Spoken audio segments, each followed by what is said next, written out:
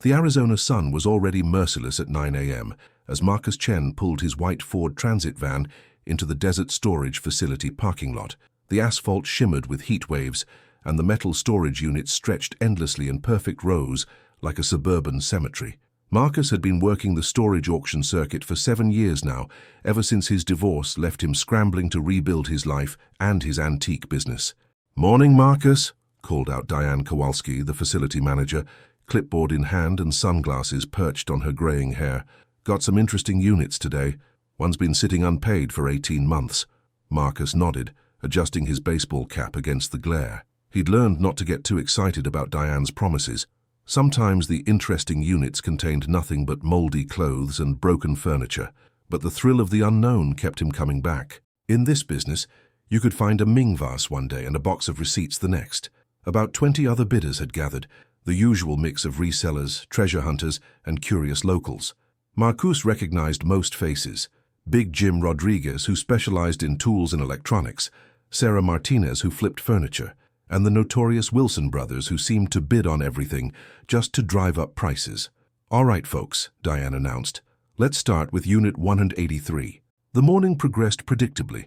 Marcus won a unit full of vintage vinyl records for $180. Not spectacular, but he knew a collector in Scottsdale who'd pay well for the jazz collection he'd spotted. He passed on several others, trusting his instincts developed over thousands of auctions. Then they reached Unit 247. "This one's been abandoned for 18 months, Diane explained, cutting the padlock. "Tenant was Harold Brennan, deceased. Family never claimed it, stopped paying last year." The roll-up door screeched as it lifted, revealing a tightly packed 10x10 space.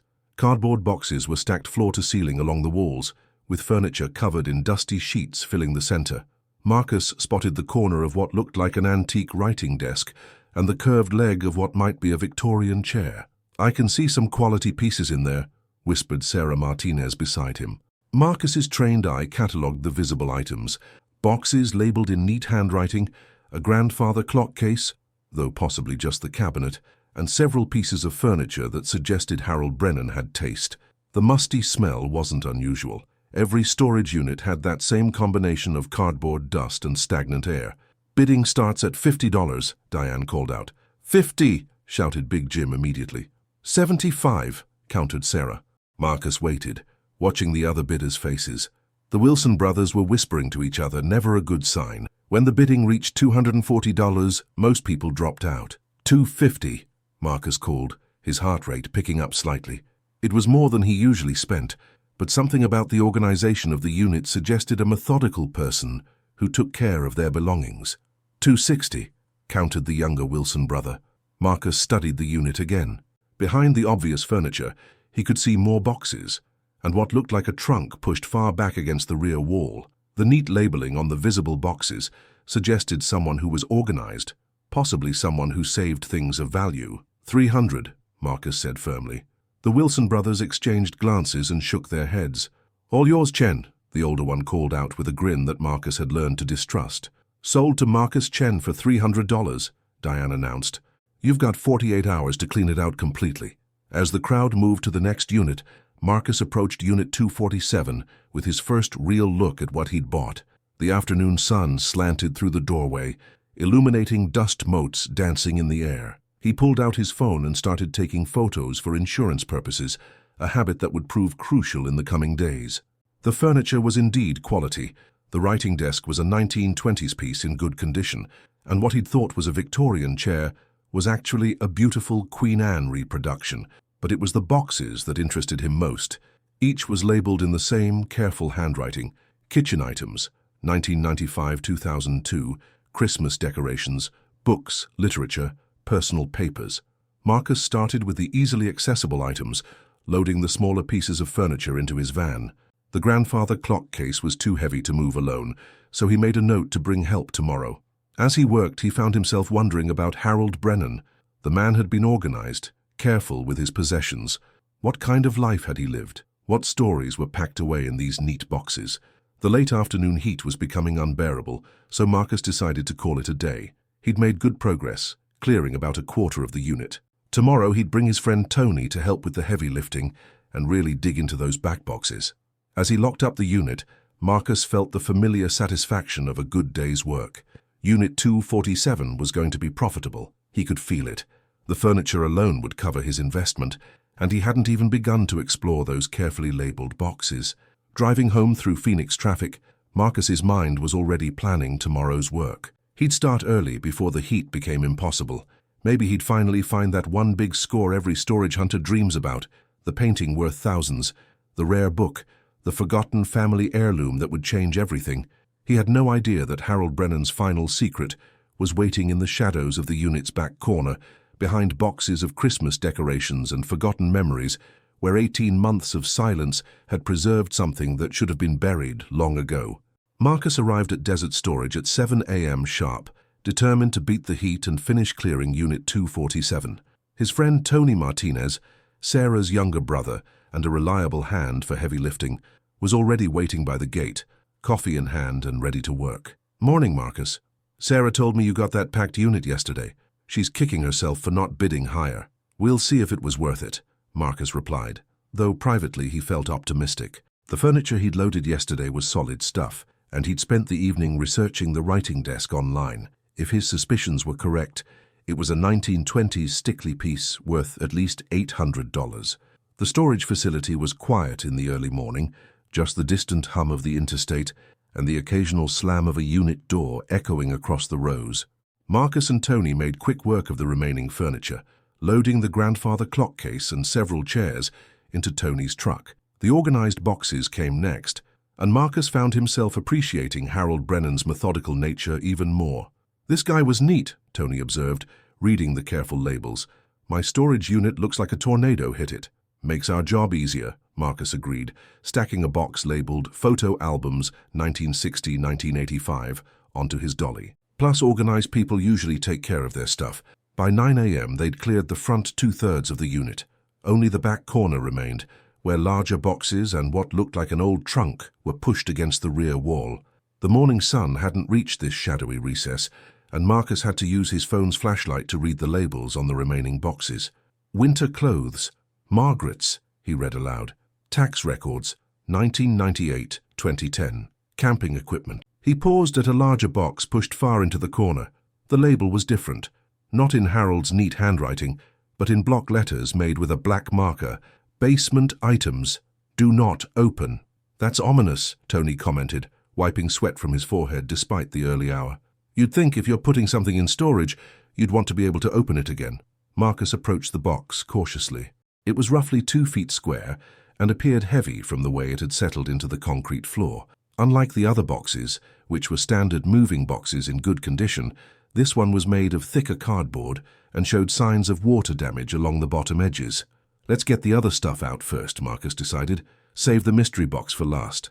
They made quick work of the remaining items, camping gear that looked unused, boxes of tax documents that would go straight to the shredder, and a trunk full of old blankets and linens.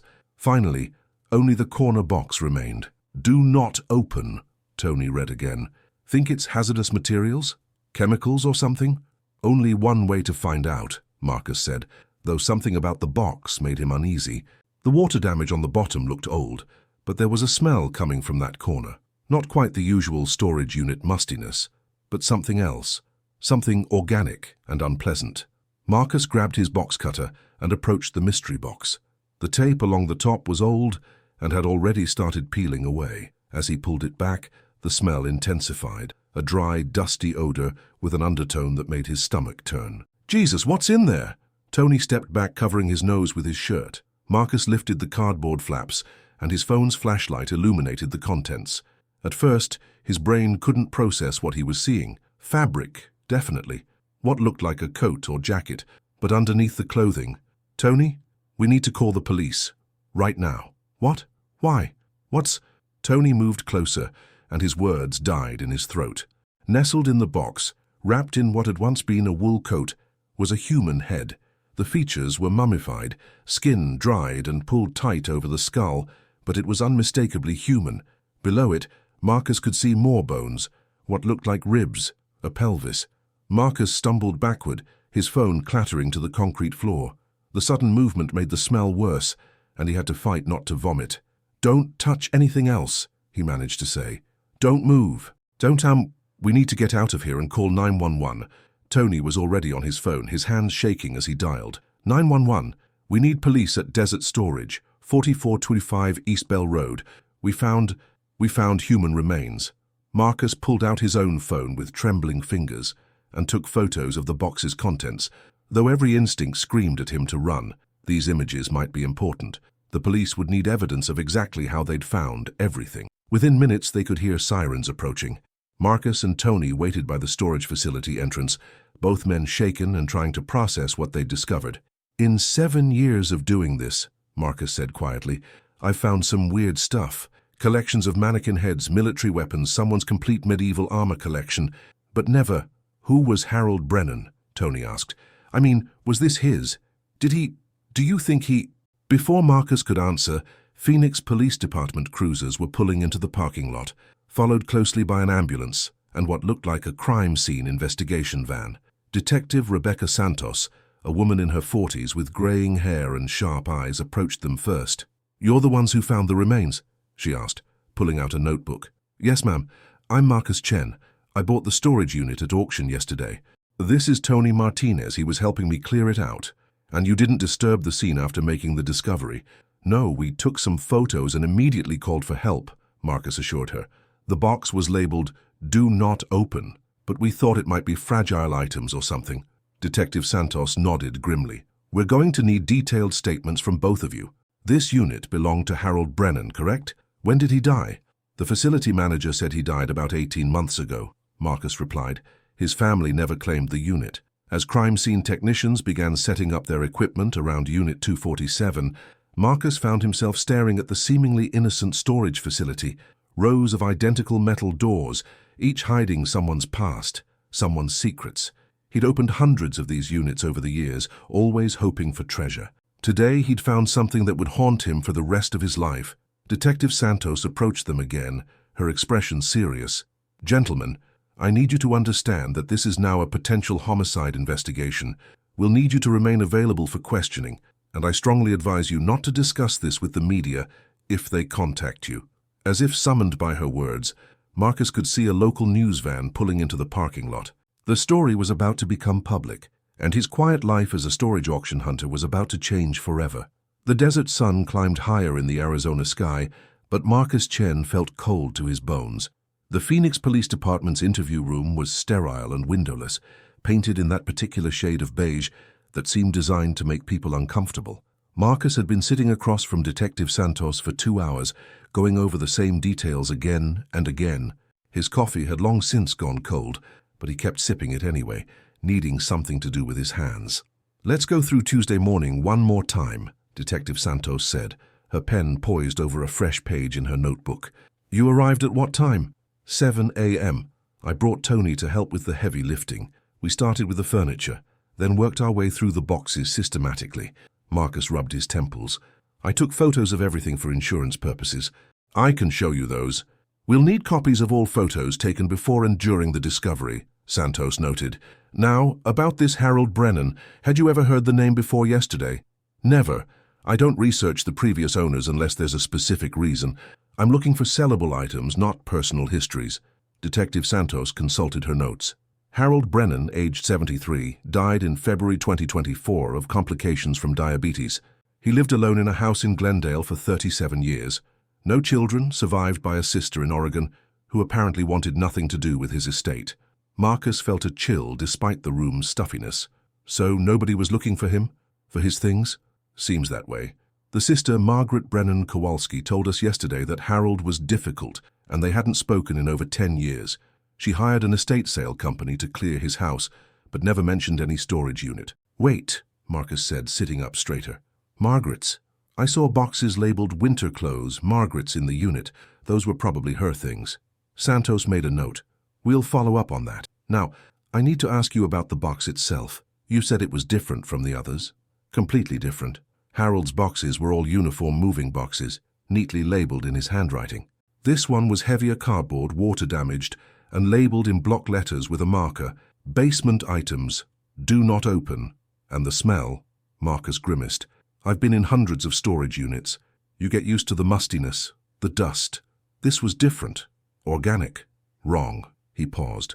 Detective, do you think was he responsible for what we found? Santos closed her notebook. That's what we're trying to determine.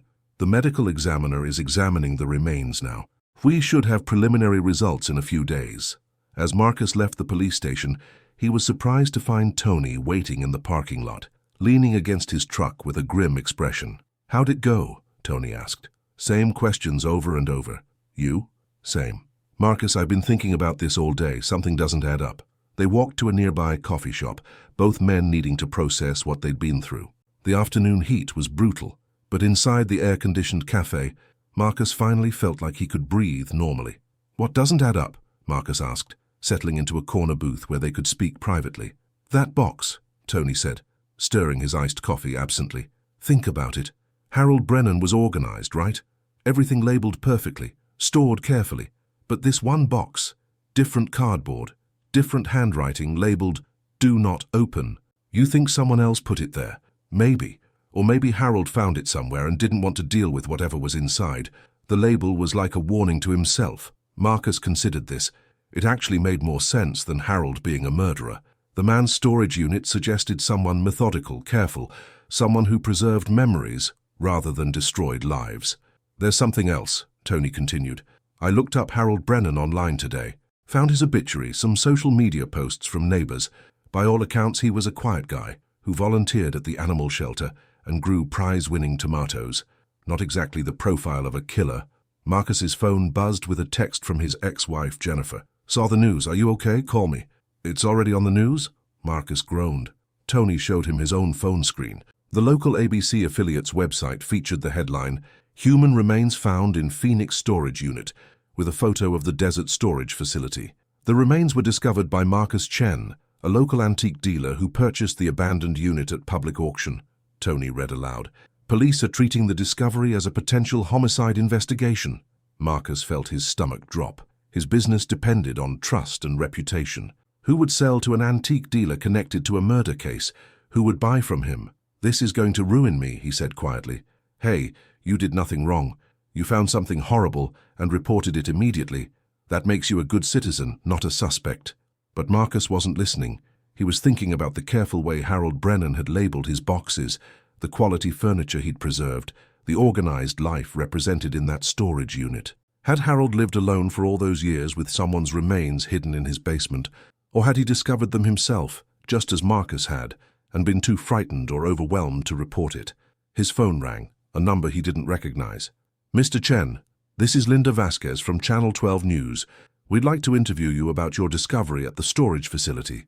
Could we meet this evening? Marcus hung up without answering.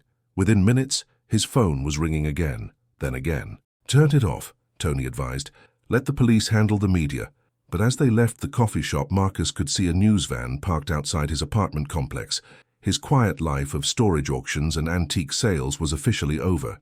Now he was part of someone else's story, a story that had been waiting 18 months in a cardboard box for someone to find it. As he drove past the news van and around to the back entrance of his building, Marcus couldn't shake the feeling that Harold Brennan's mystery was just beginning to unfold. The question wasn't just who was in that box, it was how they'd ended up in Harold's basement and why Harold had chosen to hide the truth rather than reveal it.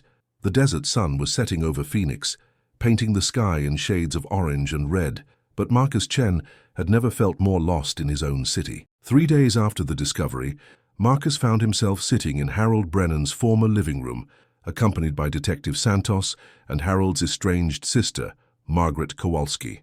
The house in Glendale was small but well-maintained, with the same methodical organization that had characterized Harold's storage unit. Margaret was a stern woman in her 60s, her grey hair pulled back severely and her mouth set in a permanent line of disapproval. She'd flown in from Portland after learning about the discovery, not out of grief, Marcus suspected, but out of concern for her family's reputation. I haven't been in this house for 15 years, Margaret said, surveying the neat living room with obvious distaste. Harold and we didn't get along. Can you tell us about that? Detective Santos asked gently. Margaret's laugh was bitter. Harold was always secretive, always hiding things. Even as children, he'd have these mysterious boxes in his room that he wouldn't let anyone touch. Mother thought it was just a phase, but it got worse as he got older. Marcus found himself studying the house with professional interest. The furniture was quality but dated, the walls lined with bookshelves filled with carefully organized volumes. It was the home of someone who lived deliberately, who made conscious choices about what to keep and what to discard. "When did you last speak to your brother?" Santos continued. 2012, maybe 2013. He called me about some family photographs he wanted to return, pictures of our parents that I'd assumed were lost. He'd had them all along, stored in some special archive boxes. Margaret's voice carried years of resentment. That was Harold, always keeping things that belonged to other people. The medical examiner's preliminary report had revealed that the remains belonged to a woman, approximately 30 to 40 years old at time of death, and had been deceased for at least 20 years. Carbon dating and forensic analysis would provide more specific dates, but it was clear that whoever was in that box had died long before Harold Brennan moved to the storage facility. "Mrs. Kowalski," Detective Santos said, "we found boxes in the storage unit labeled with your name. Winter clothes, you said." Margaret nodded reluctantly. "When I got married in 1978, I left some things at Mother's house. Harold inherited everything when she died in 1985. I never bothered to collect them." She paused. "I certainly never gave him permission to store them." They moved to the basement, accessed through a door off the kitchen. The stairs creaked ominously as they descended into the cool, dim space below. Marcus immediately noticed the organization here too. Metal shelving units lined the walls, filled with labeled boxes and containers. But there was something else, a distinct rectangular outline on the concrete floor where something heavy had rested for a long time. "That's where the box was," Detective Santos observed, crouching beside the outline. "Crime scene techs found traces of the same cardboard composition here." Margaret stood at the bottom of the stairs, hugging herself despite the desert heat above. "This is where Harold spent most of his time after he retired. Said he was organizing family history, but he never shared any of it with me." Marcus walked the perimeter of the basement, noting the careful arrangement of storage containers. Everything was labeled in Harold's neat handwriting: photo albums, father's side, military records, Uncle Robert, school documents, 1960, 1967. But along the far wall there was a gap in the shelving, as if something had been removed. "Detective," Marcus called softly, "there's a space here that doesn't match the rest of the storage pattern." Santos joined him, pulling out her phone's flashlight to examine the area more closely. The concrete wall showed scuff marks, consistent with something being dragged across the floor, and there were several darker stains that might be water damage. "Mrs. Kowalski, did your brother ever mention any problems with his basement? Water leaks? Foundation issues?" Margaret approached reluctantly. "He was always complaining about something. In the 90s it was water seepage during heavy rains. He spent a fortune waterproofing the place." She paused, studying the stains. "Wait, there was something else. In 2003 or 2004, he called me asking about a contractor. Said he needed someone discreet to help him move some heavy items to storage." Marcus and Detective Santos exchanged glances. "What kind of items?" Santos asked. "He wouldn't say, just that they were family-related and private. I told him to hire whoever he wanted and leave me out of it." Margaret's voice was defensive. "I thought he was being dramatic about old furniture or something." As they climbed back up from the basement, Marcus found himself piecing together a different narrative than the one he'd initially assumed. Harold Brennan hadn't killed anyone. He'd found something, just as Marcus had. But instead of calling the police, Harold had chosen to hide the evidence. "Mrs. Kowalski," Santos said as they prepared to leave, "we're going to need a complete list of everyone who had access to this house over the years. Repair workers, friends, relatives, anyone who might have been here when you and Harold were younger." "That's going to be a very short list," Margaret replied grimly. Harold didn't let people get close. Driving back toward Phoenix, Marcus found himself thinking about the weight of secrets. Harold Brennan had carried this knowledge for possibly decades, storing it away like everything else in his methodical life. But why? What had kept him from reporting what he'd found? His phone rang. Detective Santos. "Marcus, I need to ask you something. In all those photos you took of the storage unit, did you notice anything else unusual? Any other boxes that seemed out of place?" Marcus thought carefully. "There was one other thing, a trunk pushed way back in the corner. We loaded it into Tony's truck, but I never opened it. Tony took it to his garage. We're going to need to examine that trunk. Can you call Tony and ask him not to open it?" As Marcus ended the call and immediately dialed Tony's number, he realized that Harold Brennan's story was far from over. The discovery in Unit 247 was just the beginning of a mystery that had been decades in the making. The question was no longer just who had died and ended up in Harold's basement. The question was who had put them there, and why Harold Brennan had chosen to become an unwilling keeper of someone else's darkest secret. The Phoenix skyline stretched ahead of Marcus as he drove through the evening traffic, but he felt like he was traveling backward through time, toward a truth that someone had tried very hard to bury. The trunk sat in Tony's garage like an accusation, its brass corners dull with age and its leather straps cracked from decades of storage. Detective Santos had arrived with a crime scene technician, and Marcus found himself once again watching as someone else's secrets were exposed to the harsh fluorescent lighting of an investigation. "This is a 1960s traveling trunk," the technician observed, photographing it from every angle before beginning to open it. "High quality, probably expensive when it was new." Marcus stood beside Tony and Detective Santos, all three of them holding their breath as the latches clicked open. The trunk's interior was lined with faded blue fabric, and the contents were arranged with the same methodical care that had characterized everything else in Harold's storage unit. On top was a manila envelope, yellowed with age, with "Margaret Important" written in Harold's careful handwriting. Beneath that were layers of carefully folded documents, photographs, and what looked like newspaper clippings. Detective Santos, wearing latex gloves, opened the envelope first. Inside were several documents: a birth certificate, a marriage license, and what appeared to be a missing person report from 1987. "Linda Marie Brennan," Santos read aloud. "Born March 15, 1952. Married to Harold Brennan, July 22, 1976. Reported missing by Harold Brennan on August 14, 1987. Marcus felt the world shift around him. Harold was married. "Apparently so," Santos continued reading. "Report says Linda left for her job at Southwest Insurance on August 12th and never came home. Her car was found in the company parking lot, purse and keys inside, no signs of struggle." Tony let out a low whistle. "So the remains are likely Linda Brennan," Santos confirmed grimly. "Harold's wife." The crime scene technician was photographing everything methodically, but Marcus found himself staring at a collection of photographs beneath the documents. They showed a young couple, Harold, recognizable despite his youth, and a pretty blonde woman with a bright smile. Wedding photos, vacation shots, everyday moments that documented a marriage. "There's more," Santos said, unfolding what appeared to be a handwritten letter. "This is addressed to Margaret, dated 2003. She read aloud, "Margaret, if you're reading this, then I'm gone and you've found what I've been carrying for 16 years. Linda didn't leave me. She didn't run away. I found her in our basement on August 15, 1987, 3 days after I reported her missing. Someone had put her there while I was at work searching for her. I never found out who or why. I was scared. I was stupid. I should have called the police immediately, but I panicked. By the time I came to my senses, too much time had passed. How could I explain waiting 3 days? They would have thought I killed her. So I preserved her as best I could and told everyone she had left me. I've been living with this lie for 16 years. I'm sorry I never told you about Linda. I'm sorry for everything." The garage fell silent except for the hum of the fluorescent lights overhead. Marcus tried to process what he'd just heard. Harold hadn't killed his wife. He'd found her murdered and been too terrified to report it.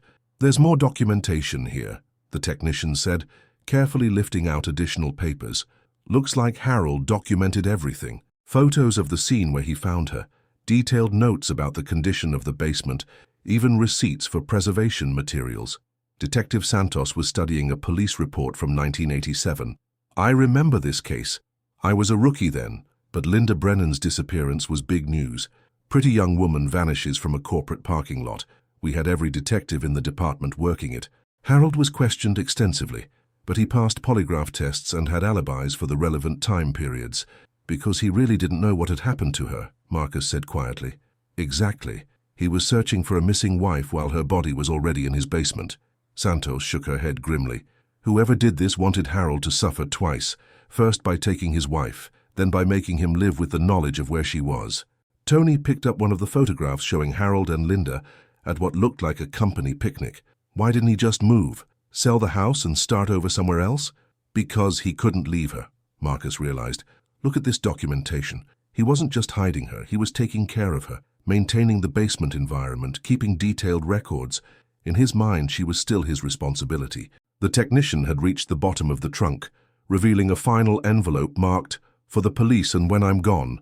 Inside were detailed notes about Linda's co-workers, people who had access to their house, anyone Harold had suspected over the years. Harold spent decades investigating his own wife's murder, Santos observed, reading through the notes. Look at this. He documented suspicious behavior, alibis, relationships. He never stopped trying to figure out who killed Linda. Marcus found himself feeling a profound sadness for Harold Brennan. The man had lived alone for 37 years, carrying an impossible secret, unable to properly grieve his wife or seek justice for her murder. His methodical nature, which had seemed merely quirky in the storage unit, now appeared as a form of desperate devotion. "There's a name that appears repeatedly in these notes," Santos continued. Raymond Kowalski. Access to house keys knew Linda's schedule was at company picnic 2 days before disappearance. "Mrs. Kowalski, is Raymond related to you?" Marcus watched as the detective made the connection. "Margaret Kowalski. She said she got married in 1978. Raymond was my first husband." Margaret's voice came from the garage doorway. She'd arrived unannounced, her face pale and drawn. "We divorced in 1989. I went back to my maiden name." The pieces were falling into place with horrible clarity. Raymond had married into the family, gained access to Harold's house through his wife, learned Linda's routines through family gatherings and conversations, and when the marriage to Margaret fell apart. "We need to locate Raymond Kowalski immediately," Detective Santos said, reaching for her radio, but Margaret was already shaking her head. "Raymond died in 2019. Liver failure. He was an alcoholic for years after our divorce." She paused, looking at the evidence spread across Tony's workbench. "He used to talk about Harold in his sleep, especially when he'd been drinking. Said Harold had everything he deserved, a beautiful wife, a nice house, a stable job. I thought it was just jealousy." The investigation would continue, but Marcus realized that some questions would never be answered. Raymond Kowalski had taken his motives to the grave, leaving behind only the devastation he'd caused and the secret that had consumed Harold Brennan's life. As the evidence was carefully packed away and the garage returned to normal, Marcus found himself thinking about the weight of the past. Harold had chosen to protect his wife's dignity rather than seek justice, to bear the burden of knowledge rather than risk being blamed for something he didn't do. It was a choice that had cost him everything: his marriage's reputation, his relationship with his sister, his peace of mind. But it was also a choice that spoke to a kind of love that persisted even beyond death. The truth about Linda Brennan's murder would finally be revealed to the world, but Marcus wondered if Harold would have approved. After 37 years of keeping her secret, would he have wanted her story told? Standing in Tony's driveway as the police vehicles departed, Marcus realized that some discoveries changed everything, while others simply confirmed what the heart already knew. Harold Brennan had been a good man carrying an impossible burden. Now, finally, he could rest. 6 weeks later, Marcus stood in the same desert storage facility where his life had changed forever. Unit 247 was empty now, its contents processed as evidence, its secrets finally exposed to the light. The police tape had been removed, and Diane was preparing to rent the space to someone new. "Strange to think about it being used for normal storage again," Diane commented, checking her clipboard, "after everything that happened here." The media attention had been intense but brief. Decades-old murder solved by storage auction discovery had dominated local news for a week, but Phoenix moved on quickly to new stories, new scandals, new tragedies. Marcus's antique business had actually benefited from the notoriety. People were curious about the man who'd found the remains, and his reputation for thorough, honest dealing had only been enhanced by his handling of the situation. Detective Santos approached from across the parking lot, her investigation finally complete. The case was officially closed, with Raymond Kowalski identified as the perpetrator of Linda Brennan's murder, though no charges could be filed against a dead man. "Final report came in this morning," she told Marcus. "Medical examiner confirmed that Linda died from blunt force trauma consistent with being struck with a heavy object. The preservation methods Harold used actually helped us determine cause of death after all these years." Marcus nodded, still processing the full scope of Harold's actions. The man had researched preservation techniques, modified his basement environment, and maintained detailed records for decades. It was both heartbreaking and remarkable. "What happens to Harold's house?" Marcus asked. "Margaret inherited everything. She's decided to sell it, but she asked me to give you something first." Santos handed him a small package wrapped in brown paper. She found this in Harold's desk. It's addressed to the person who finds Linda. Marcus opened the package with trembling fingers. Inside was a small leather journal and a handwritten note. To whoever discovers the truth about Linda, thank you for giving her the justice I was too afraid to seek. This journal contains everything I learned about her, about us, about the life we had before Raymond destroyed it.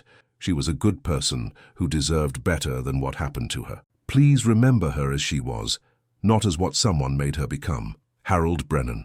The journal was filled with memories, Linda's favorite books, the songs they danced to, her dreams of opening a flower shop, the way she laughed at his terrible jokes. It was a love letter written across decades, a testament to a marriage that had been cut short but never forgotten. Margaret also wanted me to tell you that she's donating Harold's photographs and family documents to the Phoenix Historical Society. She said Harold always believed in preserving the past, and now his own story will be preserved too. Marcus found himself thinking about the strange chain of events that had brought him to this moment. If he hadn't bid on Unit 247, if Harold's family had claimed his belongings, if the storage fees had been paid, Linda Brennan might never have been found, and Harold's secret would have died with him. Detective, can I ask you something? Do you think Harold made the right choice, hiding what he found instead of calling the police? Santos was quiet for a long moment, considering. It's not the choice I would have made, but I understand why he made it. In 1987, domestic violence cases weren't handled the way they are now. A husband finding his wife's body in his own basement? He would have been the prime suspect immediately. Harold panicked and made a decision based on fear, but then he spent the rest of his life trying to make it right in the only way he knew how, by taking care of her. By taking care of her, Santos agreed. It wasn't justice, but it was love. As Detective Santos departed, Marcus found himself alone in the storage facility where it all began. Tony had offered to come with him, but this felt like something he needed to do by himself. He walked slowly down the rows of identical units, each one containing someone's excess life, their overflow memories, their things too important to throw away, but too inconvenient to keep close. His phone buzzed with a text from his ex-wife Jennifer. Saw the news about the case being closed. Hope you're doing okay. Maybe we could get coffee sometime and talk. Marcus smiled, realizing that the experience had changed him in ways he was still discovering. Finding Linda Brennan had forced him to confront questions about love, responsibility, and the weight of keeping secrets. It had also reminded him that some things, some people, were worth fighting for, even when the fight seemed impossible. He stopped at Unit 247 one more time, now just another empty metal box waiting for someone new to fill it with their belongings. But Marcus would always remember it as the place where two love stories intersected, Harold and Linda's marriage that had been destroyed by jealousy and violence, and Harold's decades-long devotion to protecting his wife's memory. As he walked back to his van, Marcus made a decision. Harold's journal would be donated to the Historical Society, along with the other documents, but first he would make copies. Linda Brennan's story deserved to be told, not the sensationalized version the media had reported, but the real story of a woman who had been loved deeply, missed profoundly, and remembered faithfully. The Arizona sun was setting as Marcus drove away from desert storage for what he knew would be the last time. In the rearview mirror, he could see the endless rows of units stretching into the distance, each one holding someone's past, someone's secrets, someone's carefully preserved memories. Some secrets, he now understood, were worth keeping. Others were meant to be found. And sometimes, if you were very lucky or very unlucky, you got to be the person who discovered the difference. Marcus Chen, antique dealer and accidental detective, drove home through the Phoenix traffic with Harold Brennan's journal on the passenger seat beside him, carrying the weight of one man's love and the promise of another's justice. Some auctions, he realized, were about more than just finding treasure. Sometimes they were about finding the truth. 3 months after the case was officially closed, Marcus Chen found himself in an unexpected role, consultant to the Phoenix Police Department's cold case unit. Detective Santos had recommended him after realizing that his unique perspective, someone who regularly encountered the forgotten remnants of people's lives, could be valuable in solving other long-dormant mysteries.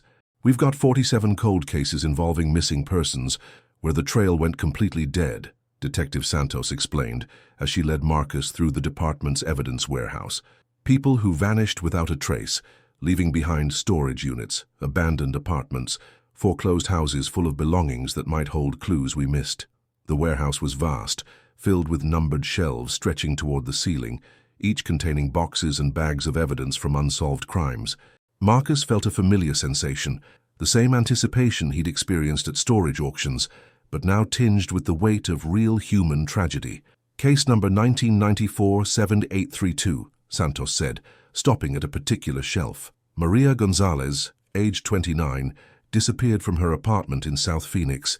Landlord kept her belongings in storage for 10 years before donating them to charity.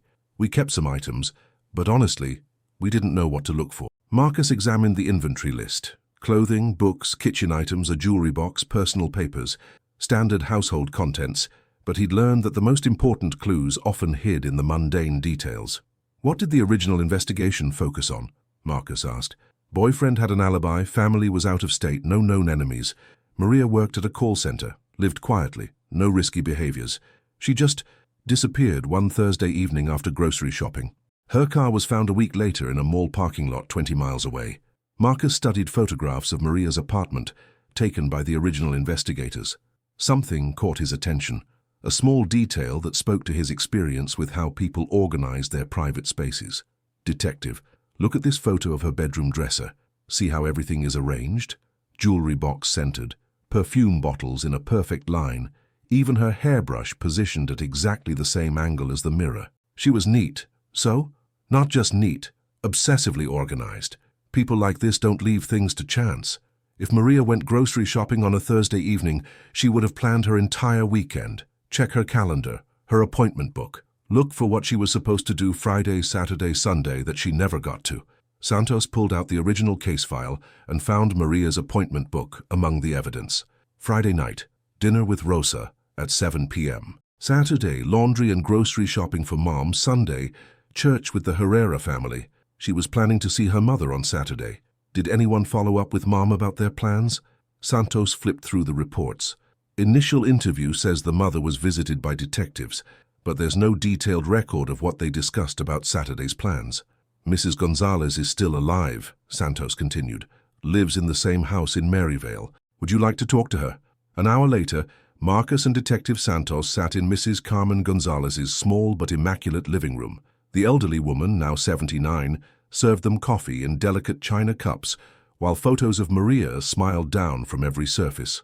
Maria was such a good daughter, Mrs. Gonzalez said in accented English. Every Saturday she'd bring me groceries and we cooked together.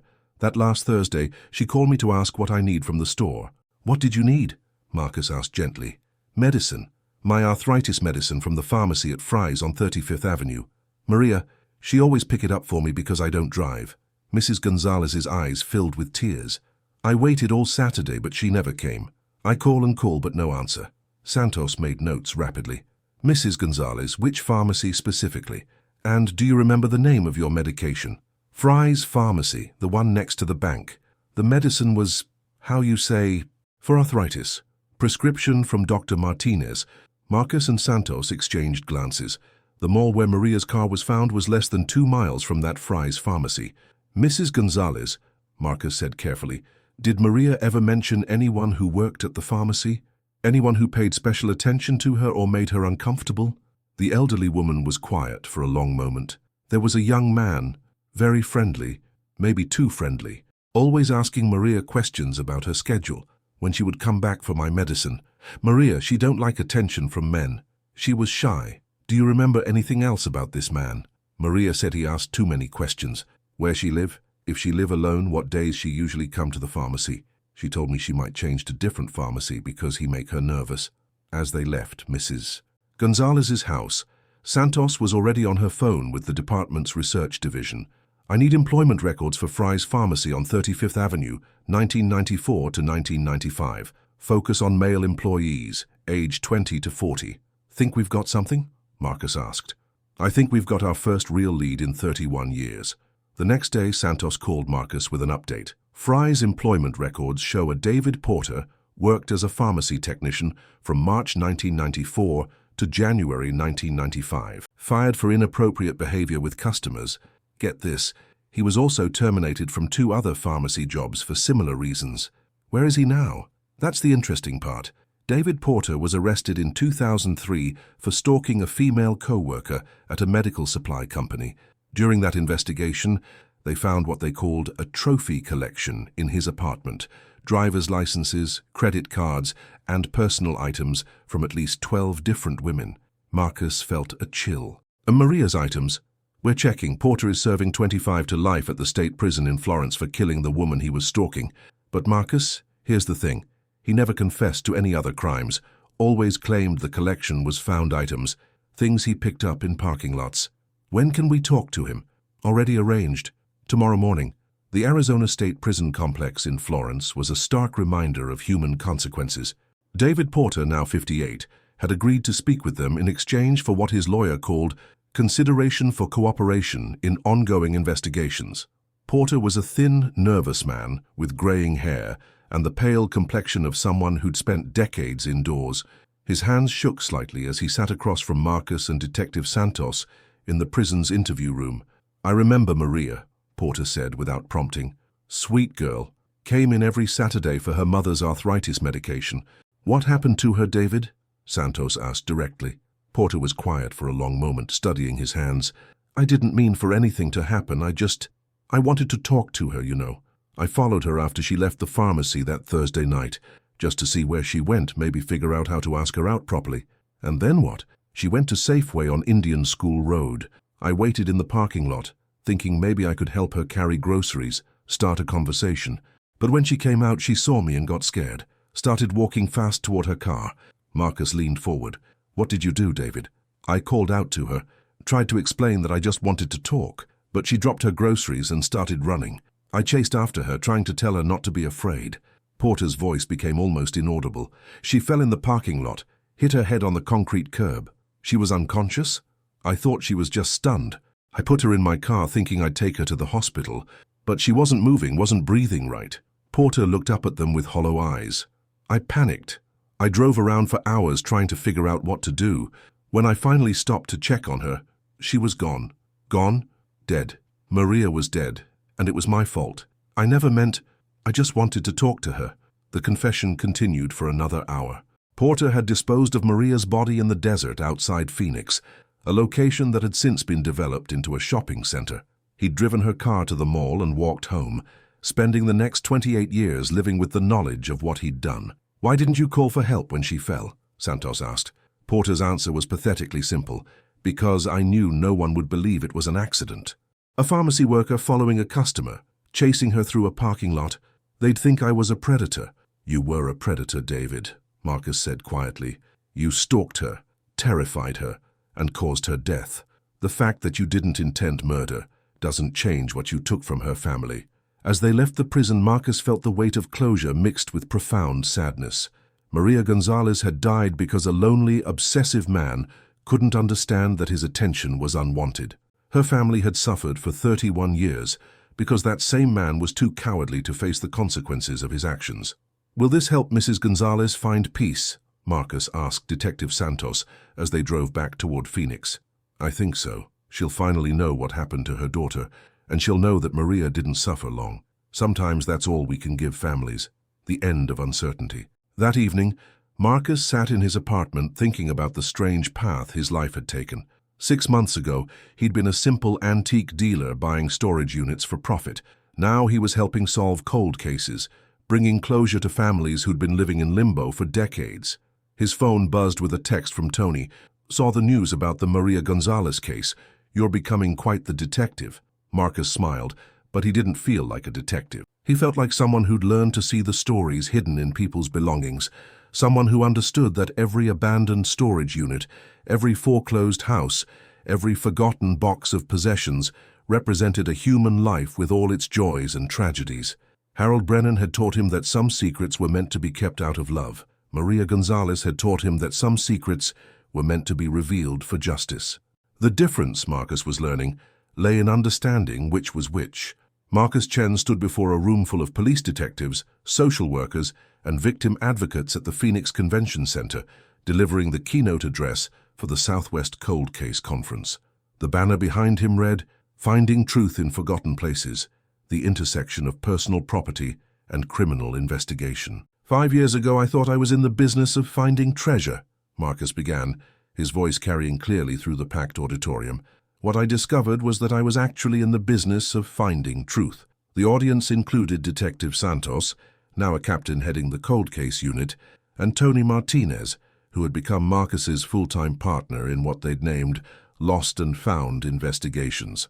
Their company had helped solve 43 cold cases across Arizona, Nevada, and New Mexico, specializing in cases where traditional investigative methods had been exhausted. The Brennan case taught me that people's belongings tell stories that their families sometimes never hear. Storage units, abandoned apartments, foreclosed homes, these spaces hold evidence that can remain hidden for decades until someone with the right perspective examines them. In the 5 years since discovering Linda Brennan's remains, Marcus had developed a methodology for analyzing personal property as investigative evidence. He'd worked with the FBI's Behavioral Analysis Unit to create protocols for searching abandoned properties, and his techniques were now being taught at police academies across the country. Case study number 37, Marcus continued, clicking to his next slide. Robert Martinez, missing from Las Vegas for 12 years. His storage unit contents told us he was planning a trip to Mexico, Spanish language tapes, travel guides, currency exchange receipts. But buried at the bottom of a box of camping gear, we found something else, a receipt for a safety deposit box he'd never told his family about. The safety deposit box had contained evidence that Robert Martinez was actually Robert Morales, a man who'd been living under an assumed identity to escape an abusive marriage. He was found alive and well in Guadalajara, finally reunited with his children after more than a decade of separation. Not every case has a happy ending, Marcus acknowledged, but every case gives families something they didn't have before. Answers. After his presentation, Marcus found himself surrounded by law enforcement officers eager to discuss specific cases. A detective from Albuquerque wanted help with a woman who'd vanished from her apartment, leaving behind a mysterious collection of false identification documents. A sheriff from rural Nevada had 3 missing persons cases where the only remaining evidence was stored in a facility scheduled for demolition.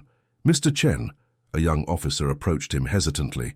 I'm Officer Katie Morrison from Flagstaff PD. We have a case that might interest you. An elderly man named Francis Brennan. Any relation to Harold Brennan? Marcus felt a familiar chill. Harold's cousin, possibly. Francis disappeared from his assisted living facility 6 months ago. His family hired private investigators, but they found nothing. The thing is, Francis had been asking staff about Harold for weeks before he disappeared.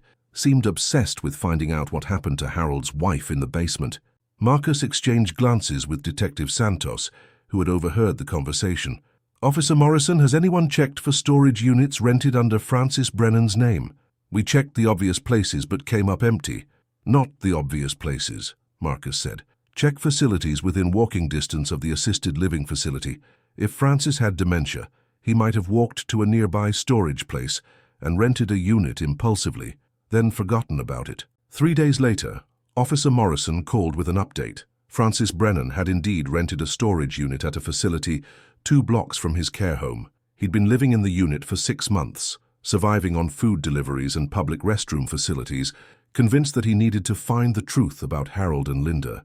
He's safe now, Morrison reported. Malnourished and confused, but physically unharmed. When we found him, he was sitting next to a cardboard box labeled Evidence for Police.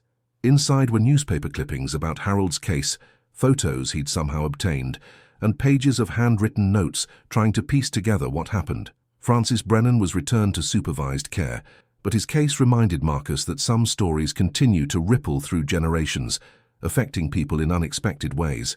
That evening, Marcus stood in his Phoenix office, looking at the wall map dotted with pins representing solved cases. Each pin represented a family that could finally lay their loved one to rest, either literally or figuratively. His phone rang, an unknown number from Texas. Mr. Chen, this is Detective Laura Vasquez from San Antonio PD. We have a situation you might be able to help with. A storage facility fire damaged several units, and we found what appears to be evidence from a 20-year-old murder case. The problem is, we can't identify whose storage unit it was. The records were destroyed in the fire. Marcus smiled, already reaching for his travel bag. Detective Vasquez, send me photos of everything you found. Sometimes the evidence tells us who it belonged to.